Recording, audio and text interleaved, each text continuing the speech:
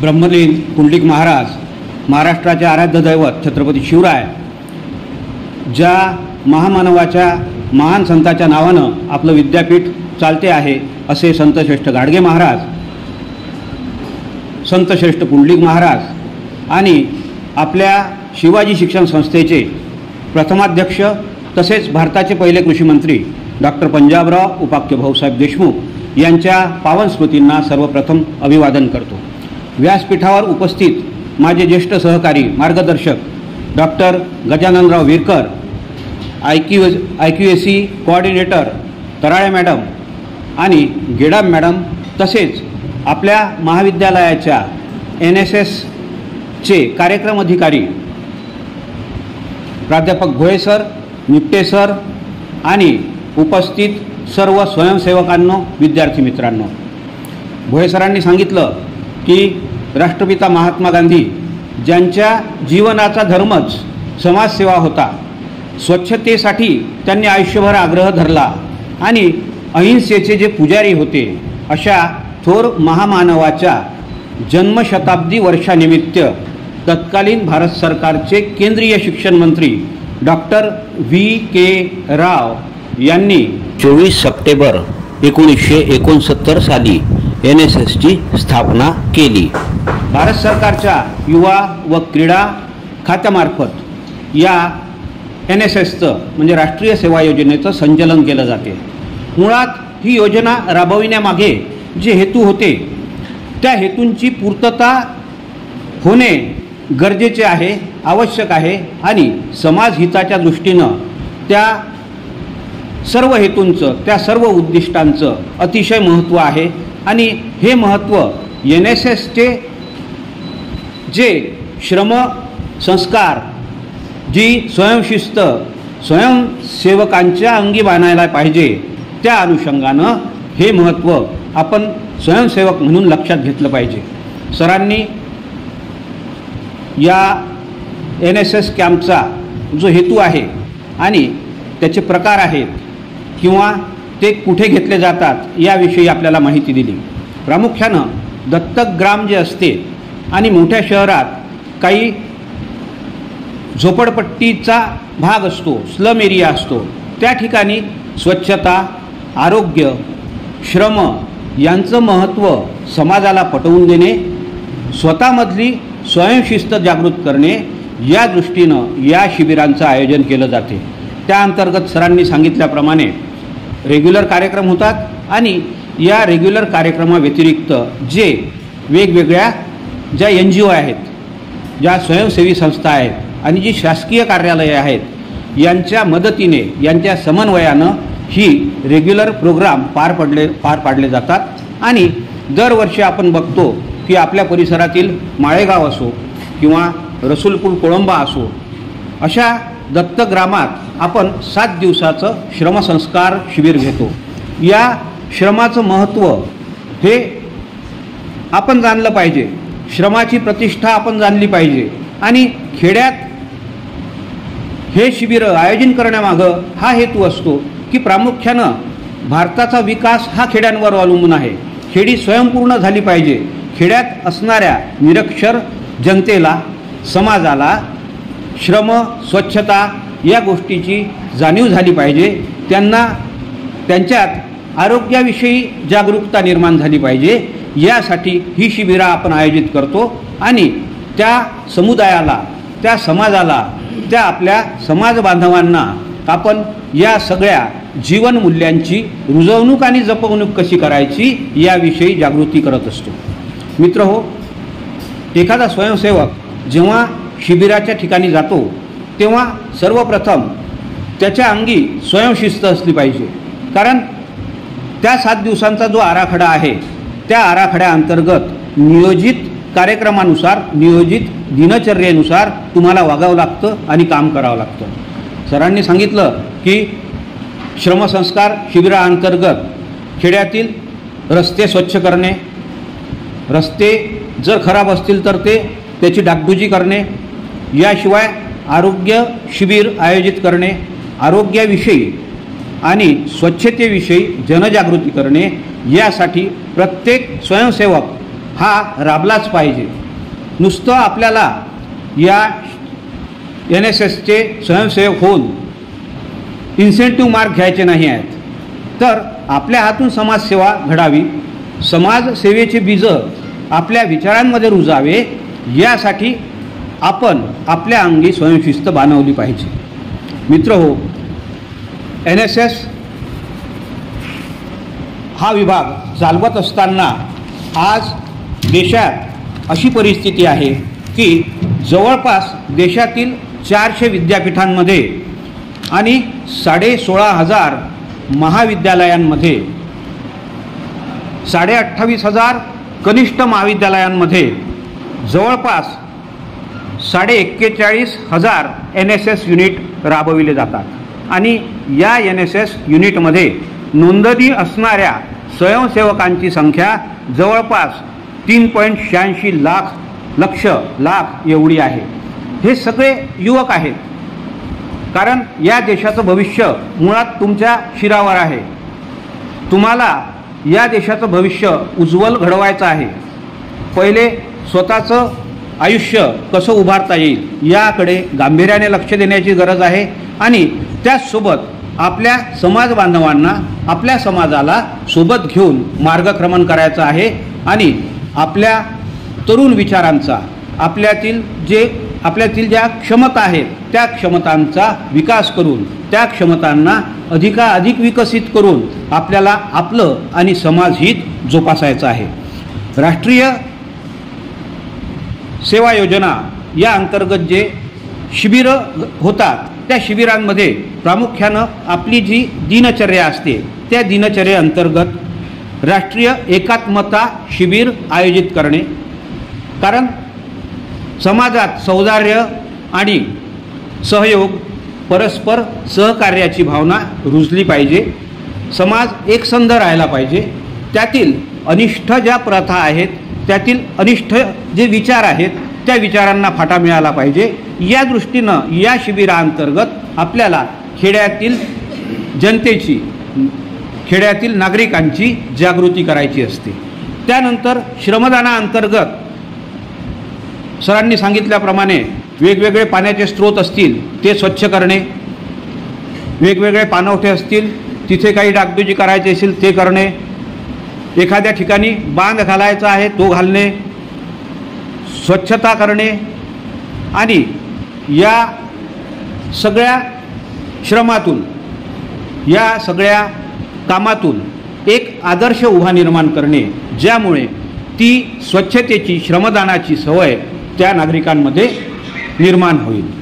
यानंतर रक्तदान शिबिरंसुद्धा आयोजित केली जातात. रक्त हे मानवी जीवनाच्या कल्याणासाठी, मानवी जीवासाठी अत्यंत आवश्यक असं आहे आणि आपण पाहतो की अनेक रुग्ण असतात ज्यांना रक्ताची, वेगवेगळ्या रक्तगटाची आवश्यकता असते. तर हे रक्त संकलित करून आपण एक प्रकारे त्या रुग्णांना मदत करत असतो आणि शिवाय आपल्या आरोग्यासाठी सुद्धा रक्तदान करणं हे गरजेचं आहे, आपल्या प्रकृतीसाठी सुद्धा हितकारक आहे. हे विचार आपल्याला रुजवायचे आहेत. हे विचार, या विचारांचा आपल्याला या शिबिराअंतर्गत प्रसार करायचा आहे. त्यानंतर वेगवेगळ्या लसी असतात, त्या लसीकरणासाठी जनतेला प्रोत्साहित करणे हे सुद्धा एक काम, हे सुद्धा महत्त्वाचं कार्य या श्रमसंस्कार शिबिरातून केलं जाते. शिवाय आज आपण बघतो की वृक्षांची अमर्याद अशी तोड झालेली आहे. वृक्षांची संख्या कमी झाल्यामुळे प्रदूषणाचं प्रमाण वाढतं आहे.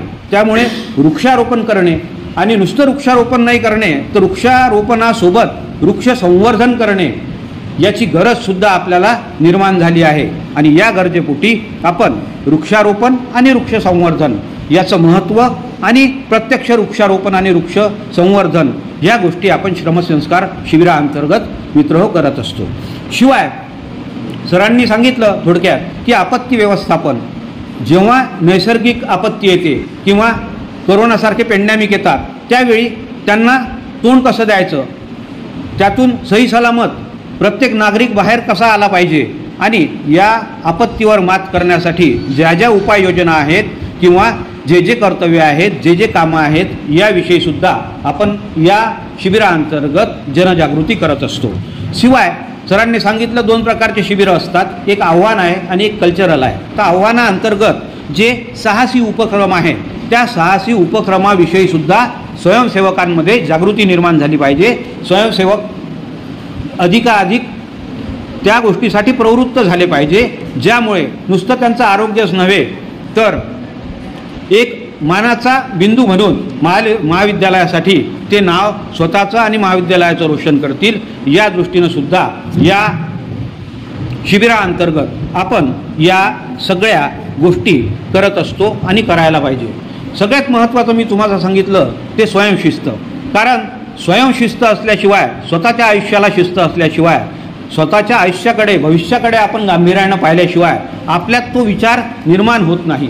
आणि तो विचार निर्माण झाला की मग आपण तो विचार आपल्या समाजात रुजवण्यासाठी कार्य करू शकतो. परंतु आपल्यात ते पोटेन्शियल, आपल्यातल्या त्या क्षमता आपण निश्चितच या शिबिराअंतर्गत किंवा या NSS मार्फत विकसित केल्या पाहिजे, अशी तुमच्याजवळून आज या राष्ट्रीय सेवा योजना दिवसाच्या स्थापनेनिमित्त आयोजित कार्यक्रमात अपेक्षा करतो.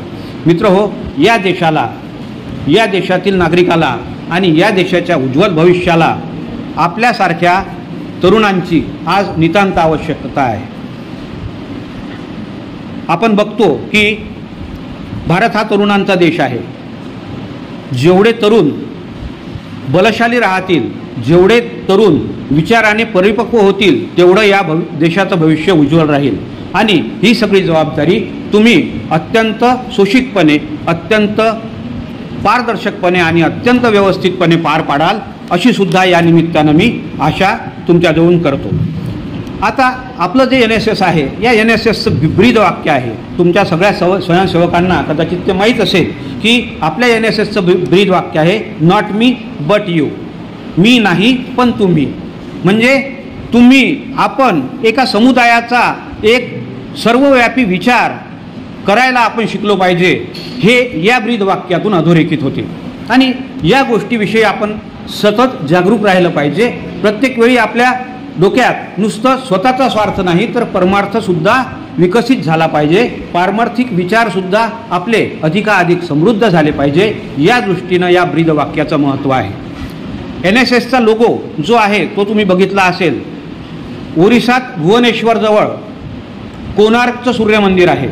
आता ते बरंचसं पडायला आलं, परंतु त्या सूर्यमंदिराचं अवाढव्य स्ट्रक्चर जे आहे आणि त्या रथाची जे चाका आहे, त्या चाकावरून या NSSच्या लोगोची संकल्पना समोर आली. आणि NSSचा लोगो हा त्या सूर्यमंदिराच्या चाकावर अवलंबून आहे किंवा त्या चाकाचं प्रतीक आहे.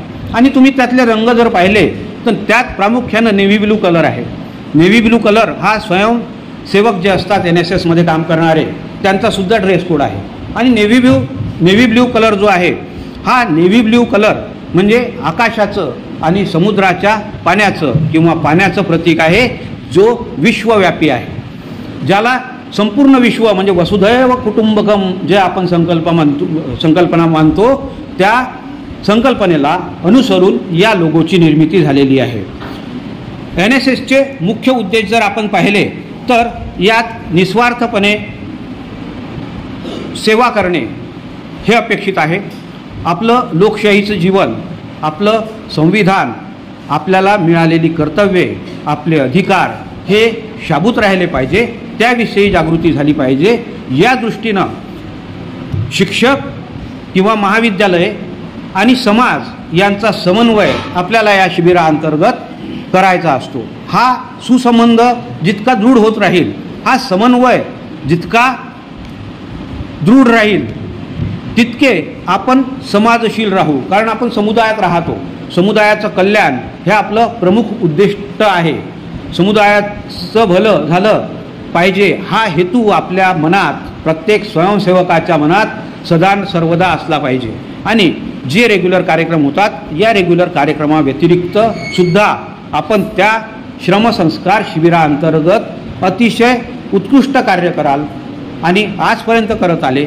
जास्तीत जास्त वेळ आपण त्या ठिकाणी समाजाला दिला पाहिजे आणि आपलं सामुदायिक जीवन, आपल्या समूहाचं जीवन अधिकाधिक कसं समृद्ध करता येईल, प्रत्येक माझा बांधव हा माझ्या सोबत राहून किंवा मी त्याला सोबत घेऊन कसं मार्गक्रमण करू शकतो याविषयी विचार करण्याची आपल्याला गरज आहे आणि हेच विचार आपल्याला या शिबिराअंतर्गत आत्मसात करावयाचे आहे. मित्रहो, आपला व्यक्तिमत्व विकास होणे, आपल्यातील कौशल्य विकसित होणे आणि आपला व्यक्तिमत्व विकास होत असतानाच राष्ट्रीय एकात्मता आणि सामाजिक जाणीवांची वृद्धी आपल्या मनात होणे या गोष्टीला सुद्धा शिबिराच्या निमित्ताने अनन्यसाधारण असं महत्त्व आहे. आणि या सगळ्या आपल्या समुदायात कार्य करताना आपल्यात स्वत्वाची आणि आपल्या समाजाची सामाजिक बांधिलकीची जाणीव निर्माण होणे अगत्याचे आहे, आवश्यक आहे. याविषयी आपण यापुढे अधिकाधिक चांगल्या रीतीनं, अधिकाधिक तन्मयतेनं, अधिकाधिक मन लावून आपल्या पुस्तकी ज्ञानाबरोबरच हे सामाजिक ज्ञान, हे जगण्याचं ज्ञान आणि हे जीवनाचं भान आपल्या व्यक्तित्वात निर्माण कराल अशी आपल्याजवळून आज या प्रसंगी आशा व्यक्त करतो. सर्व शिबिरार्थींचे अभिनंदन करतो. ज्यांची संस्कार शिबिरांसाठी होणाऱ्या शिबिरांसाठी निवड झाली आहे त्यांचं मनःपूर्वक अभिनंदन करतो. आयोजकांनी मला या ठिकाणी तुम्हाला माझ्या ज्ञानाप्रमाणे 4 शब्द बोलण्याची संधी निर्माण करून दिली त्याबद्दल मी त्यांचे आभार मानतो आणि थांबतो. जय हिंद, जय महाराष्ट्र. धन्यवाद सर.